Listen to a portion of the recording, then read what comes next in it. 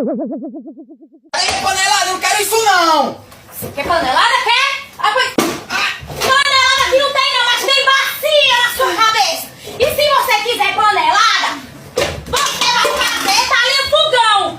Pegue e vá, entendeu, Marcos? Entendi, eu vou!